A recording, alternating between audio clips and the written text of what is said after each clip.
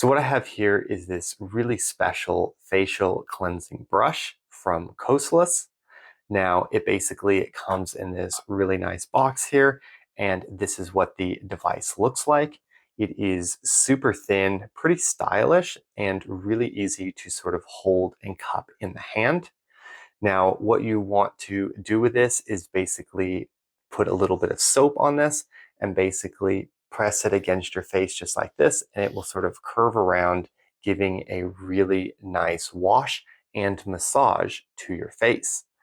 Now, to turn this on, it has a button here, which you can just press, and it will start vibrating this whole layer of small bristles. And it feels absolutely amazing on the skin. And you can just sort of massage the different areas and wash at the same time. Great for exfoliating and cleaning your skin. Now, what's great about this is it's split into sort of two areas. So this bottom area is nice and soft and has a lot of softer bristles, whereas the top is much more sort of sturdy and will really help sort of deep clean whatever areas you might have along your face.